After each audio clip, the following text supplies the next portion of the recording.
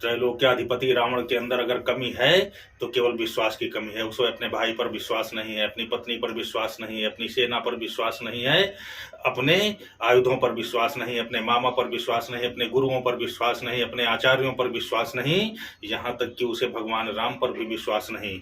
उसे नहीं पता है कि ये भगवान भगवान है, राम है, जबकि जानता है, लेकिन फिर भी संशय के स्थिति में जी रहा है। उसे भरोसा नहीं हो रहा है कि ये राम परम ब्रह्म है या राम कोई बनवासी बालक हैं। वो अविश्वास में जी रहा है। उस अविश्वास का परिणाम है कि संत भेष में भी जाता है तो विश्वास रूपी सीता को छलने के लिए जाता है, और उसकी बहन शूर्पणखा भगवान राम के विश्वास को छलने के लिए जो स्वरूप बदल लेती है, वह सीता का स्वरूप धारण करके भगवान राम के विश्वास को छलना चाहती है। इस अविश्वास का परिणाम है लंका का विनाश। एक तरफ अविश्वास है जो विनाश की ओर ले जाता है, और एक तरफ विश्वास है। भगवान राम को विश्वास है कि जंगल में निश्चरहीन मही करो भुज उठाए प्रणकीन। वो उस विश्वास के साथ जंगल में जाते हैं, वन में जाते हैं। उन्हें विश्वास है कि उनके ये बानर सेना जो है, ये जो जामवंत जैसे बानरों, हनुमान, अंगद आदि इत्यादि सुग्रीवों पर विश्वास है कि इनके बल पर हम लंका जीतेंगे।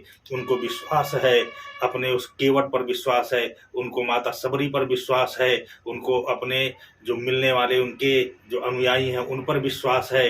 भगवान राम के भीतर केवल विश्वास ही विश्वास भरा है। उन्हें पता है कि भुजबल विश्व बस करी राखे को न स्वतंत्र, मंडरीक मणि रावण राज करे निचितंत्र। जो इतना बलशाली रावण है वह सीता माता का हरण किए बैठा हुआ है, तो उनको विश्वास है कि वह रावण को परास्त करके, रावण का वध करके पुनः सीता को हासिल करेंगे। उनके अंदर यह विश्वास है। माता सीता के साथ में छल होता है, रावण संत का भेष बना करके सीता का हरण करता है, लेकिन पुनः जब वह मुदरी भगवान राम की दी हुई हनुमान के द्वारा उन्हें मिलती है, शोक वाटिका में, तो उन्हें विश्वास हो जाता है कि राम आएंगे। इतना बड़ा विश्वासघात होने के बाद भी माता सीता का विश्वास नहीं खत्म हुआ। वो मुदरी देख करके उनके अंदर का विश्वास फिर जागृत होता है, और विश्वास के बल पर ही उनको लगता है कि भगवान राम आएंगे और हमको यहाँ से ले जाएंगे। एक तरफ विश्वास है, एक तरफ अविश्वास है, तो इस विश्वास और अविश्वास का द्वंद्व तो चलता ही रहता है, लेकिन विजय सदा विश्वास की होती है। भवानी शंकर बंदे श्रद्धा विश्वास रूपिणों।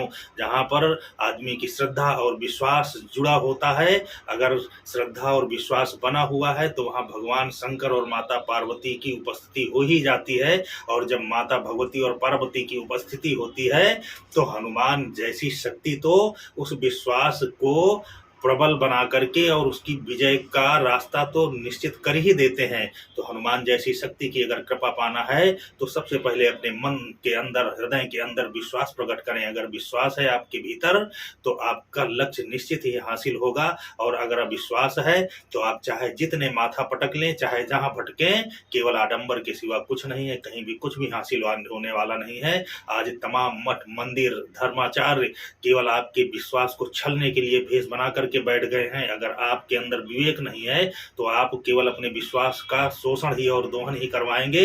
आपको ठगने वाले लोग जगह जगह मिलेंगे, लेकिन ऐसा नहीं है कि सारे लोग ठगते ही हैं या सारे लोग आडंबरी हैं।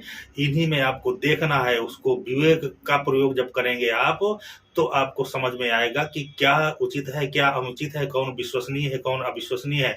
जो अविश्वसनीय है उससे आप विश्वास करके जुड़ते हैं, और जिस पे विश्वास करना चाहिए आप उसे हेर की दृष्टि से देखते हैं। ये किसकी कमी है? ये आपकी कमी है, किसी धर्माचार्य या किसी आडंबरी की कमी नहीं है। ये आपके स्वतः की कमी है, स्वयं की कमी है, क्योंकि आप अपने आप स्वयं को भी नहीं जान पा रहे हैं। आप स्वयं का विवेक प्रयोग नहीं करते हैं, केवल आप देखा देखी में भीड़ के एक अंग बन जाते हैं और परेशान होते रहते हैं। तो आप पहले अपने अंदर के विश्वास को जगाएं और अनुचित और उचित का ज्ञान करें। इसके बाद आप देखेंगे कि आपका कोई भी लक्ष्य ऐसा नहीं है जिसे आप प्राप्त न करने। संसार में सब कुछ प्राप्त किया जा सकता है, बस आप अपनी स्थिति और परिस्थिति का आकलन करें। अपनी परिस्थिति के अनुसार अगर आप लक्ष्य प्राप्ति के लिए प्रयोजन करेंगे तो वो लक्ष्य प्राप्त होगा। लेकिन अगर आप अपनी परिस्थिति के विपरीत अगर लक्ष्य भी हासिल करना चाहेंगे तो भगवान कभी नहीं देगा।